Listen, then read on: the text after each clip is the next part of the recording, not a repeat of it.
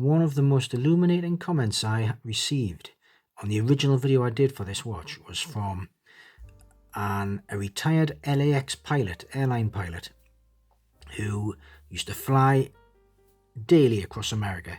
He had a Rolex GMT Master 2, but this, the Glycine Airman, was the watch he chose to use on a daily basis because he went through so many time zones. He said it was great. What better endorsement is there than that? The Glycine Airman, 40mm. I've had this for nearly 2 years. It's an ideal opportunity. I've lived with it. I can give you a full rundown of the features that I particularly like. There's one feature that it has.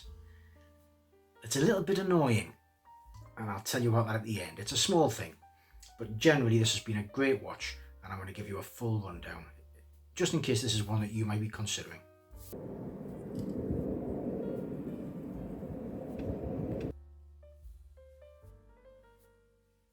Well, the first feature simply has to be the classic old school aesthetic with the domed crystal, the brushed bezel, the narrow hands.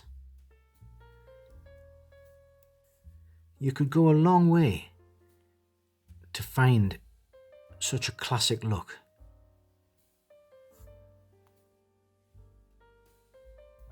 The next reason is simply the heritage. Glycine, owned by Invicta now, is a heritage brand, tracing its roots right back to the start of GMT functions.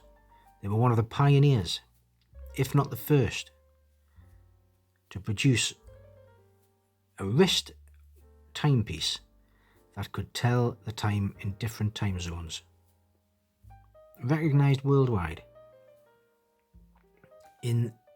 To any enthusiast, there isn't another watch that looks like the Airman. The next feature that particularly draws me to this watch is the case finish, in particular the brushing on the bezel. That bezel almost shimmers, doesn't it, with that finish? It's a very fine, light brushing, and it extends to the tops of the lugs, and you can pick it up and instantly remember why you fell in love with it. The dimensions are perfect at 40mm, less than 12mm thick. That's with a GMT function, an automatic movement. The case design stands the test of time. Just while you're here, next couple of videos I've got coming out will be, I'm covering the vintage King Seiko high beats from the late 60s, early 70s, what to look out for, why they are still quite an attractive option. I'm also doing a video about how I use a notebook to manage and curate my watch collection and keep me in check and manage my goals through the year. A simple pen and paper notebook. So if that's the sort of thing you're interested in, make sure you're subscribed and hit the notification bell, otherwise you won't be notified when these videos come out. Thanks. The next feature is simply the value for money.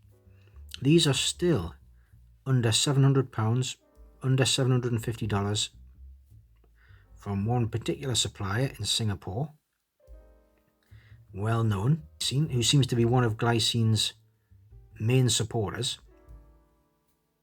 And for that, you're getting a Swiss movement. It's either a Solita or an ETA. Very good build quality. The tolerances are excellent. I've never had a problem. And perfect dimensions. Slim 40mm case. The loom is decent. It works.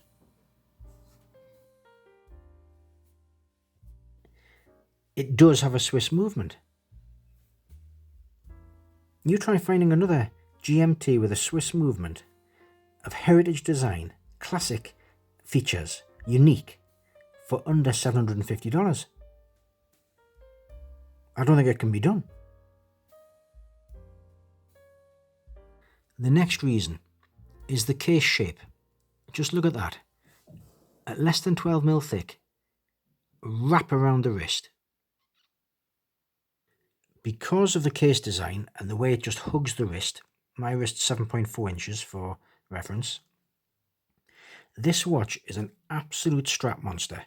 You can put this on a NATO, you can put it on, well, I've got it on this mesh bracelet, I've had it on leather, and it always looks good. You will notice that this does have quite a long lug to lug. It's not massive, but the lugs do extend. It's 50mm, just under the lug to lug. So it'll fit most wrists. It could extend slightly on some smaller wrists. And then, of course, with the Airman, there is the actual reason why it exists. And that is to track 3 time zones. So there, 5:10 with the normal hour and minute markers.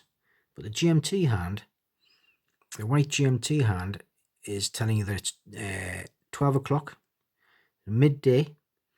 That is set for New York time. Then on the outer bezel, 3 AM, and that is Sydney time, Australia. We'll have a friend over there, so I can track the time in New York. When the stock market, I always know when the stock market's open in New York, and also the time for my girlfriend's daughter if she decides to call from Australia. So what's the feature that I don't like? There's only one really, and you might spot it straight away. At a quick glance, what's the time? Right, well, in low light conditions, the GMT hand, because it's white, does interfere, mistake itself a little bit for the minute hand. And at night it's fine with the lume, but in reasonable light conditions, if you can't quite tell the difference between the minute hand and the GMT hand. Other than that, everything's fine. It's a very good grab and go everyday watch, this, with vintage aesthetic, modern materials, for 1/10 the price of, for example, a new Omega, which would have a similar aesthetic. So there you have it, the Glycine Airman 40mm.